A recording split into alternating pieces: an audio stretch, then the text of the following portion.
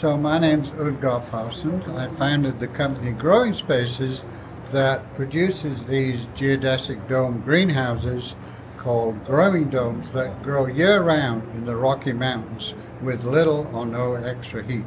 They're actually a net zero energy greenhouse that I created back in 1989 before the word net zero energy was even a word. And I was inspired by an organization founded by John Denver back in the early 80s called Windstar. And they had a huge 50-foot growing dome greenhouse, and Buckminster Fuller himself was involved in designing that greenhouse, and it could grow year-round without any heater. And I remember going in there, and that night it was 27 below zero Fahrenheit, minus 27, and inside it was plus 27. There was no heater, just these huge water tanks. That's the heater. And so there was a difference in outdoor and indoor temperature of 54 degrees. And that totally inspired me. I said, you can grow year-round in the Rocky Mountains with not using any fossil fuel energy. And so that's what these domes do. And so I founded the company in 1989.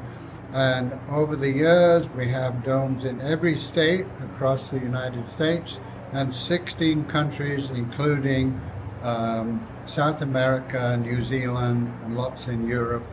And so basically, the way the growing dome works is that in the winter, which is when it comes into its own, because the regular greenhouse will get hot in the day, but at night it just loses all its heat and it freezes and you can't grow things. But what we do is we capture and store the heat of the sun in the day and slow down the heat loss at night. And the dome can be 30 degrees warmer at night than the outside temperature with no heat. And so how we store the heat is in this huge water tank. All the domes have a big water tank sized according to the size of the dome. The bigger the dome, the bigger the water tank. And so this acts like the battery pack of the dome. It keeps it warm in the winter and cool in the summer. So what happens in the winter with the low winter sun as it tracks across the sky, it shines on the dark painted surface of the tank and it absorbs heat every day. So basically, and then at night it releases that heat back into the dome to stop it freezing. And so essentially, the amount of heat given out by this water tank in an average sized dome is the same as running like a ceramic heater for 6 hours. That's the number of BTUs that it puts into the dome. And also what we're doing is we're blowing hot air through pipes buried in the soil with a little fan that's solar powered. So when the sun shines, the fan generates electricity, it drives the fan, and these pipes buried in the soil, it's blowing the hot air through the pipes all day long, so we're heating the soil for free. Anyway, so in terms of capturing and storing the heat, that's what we do, and then we slow down the heat loss in 3 different ways. Firstly, we have insulation on the north side of the dome, which helps slow down the heat loss. We have an insulation on the wall of the dome, and that stops the cold air coming into the soil beds. And also, like a double glazed window has 2 skins, an inner and outer skin and 1 dead air space. This has 5 skins and 4 dead air spaces, so it's very, very well insulated. And so that's how it works in the winter. Anyway, in the summer, what you're trying to do is prevent the greenhouse overheating. And so what we do is that the water tank in the summer, it sits in the shade of the north wall insulation with the high summer sun, so it sits in the shade and then it stays cool and it keeps the dome cool. So the big dome at Windstar was 50-foot dome. Before they put the water tanks in and fill them up, it would be getting to like 120, 130. As soon as they put the water tanks in and filled them up, it never got above 95. And also we have automatic windows that open and close automatically.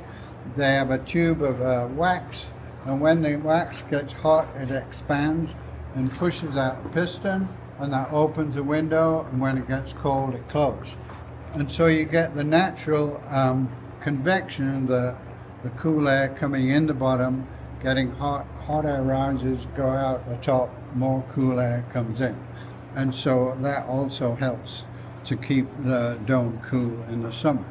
And also the undersoil system, these pipes buried in the soil, what happens is, because we've got a lot of large foliage crops growing in the winter, tomatoes, peppers, squash, the soil is cool. It might be, say, 60 or 70 degrees, so you're blowing 90-degree air through 60-degree soil, and so the air comes out at 80 degrees. So you see, so it's cooling the air by blowing it through the cool soil, whereas in the winter, you're warming the soil by blowing the hot air through the soil. And so this dome itself is a community dome. Different community groups grow food in here and give it to the food pantries, and that's the whole purpose of this dome. And we had some bananas that got too cold. We usually use geothermal to heat the domes in the winter. There's pipes all through these pathways. There's pipes, and what happens is that the geothermal water goes through a heat exchanger, and it heats the water in the pipes, in the soil, in the pathways. And so in the winter, generally speaking, this dome never goes below 45 degrees because we've got this free geothermal energy. But unfortunately this year the geothermal developed a leak, so they had to shut it down. So what we did is we heated the water tank with little bucket heaters, and that heat from the water tank went into the dome, and it produced wonderful growth all winter. It's April in the Rocky Mountains, and we've got amazing production. We had a production all winter long. And so that's quite a lovely thing for Pagosa Springs to have 3 of these domes, and they're funded by the Geothermal Greenhouse Partnership, and we've had them going for 8 or 9 years. So I think they're a great addition to our town.